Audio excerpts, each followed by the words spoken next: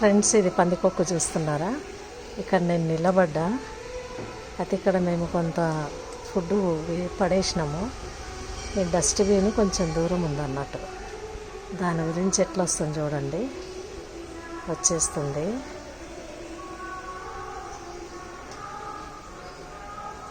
ఆ food smell గుర్తుపట్టేసింది అది. ఇక్కడ నేను కదలకుండా నిలబడ్డాను. అది ఎవరు లేరు అనుకొని, ఇది పాపం దానికి ఆకలి వేస్తున్నట్టుంది. మళ్ళీ వెళ్ళిపోయింది. మళ్ళీ వస్తుంది.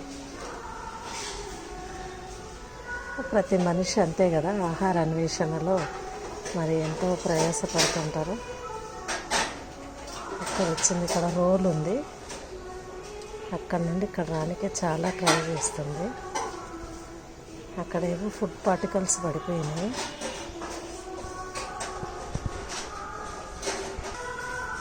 అయితే డస్ట్బిన్ ఇక్కడ పెట్టాను చూడండి.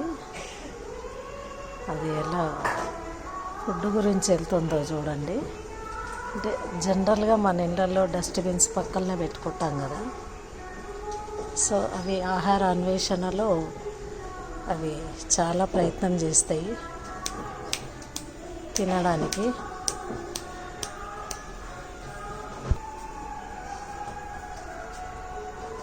వెయిట్ చేస్తూ ఉంది ఎవరన్నా వస్తున్నారా లేదా అని.